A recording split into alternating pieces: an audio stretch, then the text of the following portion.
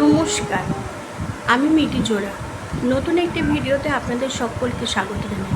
আপনারা সবাই কেমন আছেন? আশা করি সকলে ভালো আছেন, সুস্থ আছেন। আজকে অনেক দিন বাদে আমি ব্লগ দিচ্ছি। তার কারণ হলো আমার ছেলে বিগত 1 মাস ধরে খুব অসুস্থ ছিল, ওর জন্ডিস হয়েছিল। তাই জন্য আমি ব্লগ দিতে পারিনি। যাই হোক, ব্লগ করতে পারিনি। যাই হোক, আজকে আবার একটা নতুন ভিডিও নিয়ে এলাম। আজকে আমরা সকাল সকাল সবাই মিলে রেডি হয়ে গেছি, যাচ্ছি। এই দিকে এসে দেখুন, যাচ্ছি শ্যামসুন্দরী মন্দিরে শিয়ালদায়। অনেক প্রায় 2 বছর পর মায়ের কাছে যাচ্ছি পুজো দিতে। আর উনি একজন রেডি হয়ে গেছে। বলো একটা হাই বলো।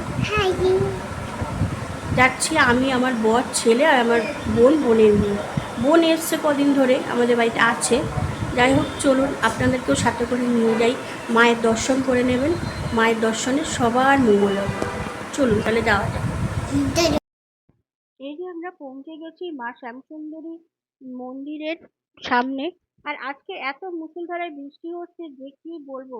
আমরা শিয়ালদা স্টেশন থেকে নেমে 1 নম্বর প্ল্যাটফর্ম থেকে বেরিয়ে এসে রাস্তা ধরে হেঁটে ব্রিজের সামনে থেকে অটো করে এসে এখানে নেমেছি। সেই ভিডিওটা আপনাদের সাথে শেয়ার করতে পারিনি এত বৃষ্টির জন্য। যাই হোক, ওই যে দেখতে পাচ্ছেন ওখান থেকে আমি ডালা কিনলাম। আর আমার পোস্ট অফিসের ওই পাশে গিয়ে আমি মায়ের জন্য মাখা সন্দেশ নিয়েছিলাম, কারণ আমি স্বপ্নে দেখেছিলাম মায়ের জন্য মাখা সন্দেশ নেবো। এই যে মায়ের মন্দিরে প্রবেশ করছি, এই যে ঘরটা দেখতে পাচ্ছেন, এখানে মায়ের ভোগ দেওয়া হয়। আর এই যে আমি চলে এসেছি মায়ের সামনে। এবার একে একে আমাদের আগে যারা পুজো দিয়েছে তাদের পুজো নেওয়া হচ্ছে। আর আমি মায়ের জন্য নিয়ে এসেছিলাম আলাদা করে ক্যাডবেরি কিনে, কারণ আমার মাকে এখানে ছোট মা হিসাবে বাচ্চা রূপে পুজো করা হয়, তাই জন্য মায়ের জন্য একটু ক্যাডবেরিও নিয়েছিলাম। তাই ঠাকুর মশাইকে দিলাম আর বললাম আমার ক্যাডবেরিটা, ঠাকুর মশাই জিজ্ঞেস করছিল ফেরত দেবে কিনা। আমি বললাম না, প্রয়োজন নেই, ওটা মাকেই দেওয়ার জন্য নিয়ে এসেছি, মায়ের কাছেই ওটা দিয়ে দিন। আর আলাদা করে যে মিষ্টি কিনে এনেছিলাম সেটাই বলছিলাম নামগোত্র দিয়ে পুজো দেওয়ার জন্য। যাই হোক, আপনাদেরকেও আমি আমার মাকে একটু দেখিয়ে দিই। আপনারা অনেকেই মা শ্যামসুন্দরীর মন্দির চেনেন বা জানেন বা গেছেন। যাই হোক, তবুও আপনারা দেখুন আমার মাকে আজকে কত সুন্দর দেখতে লাগবে।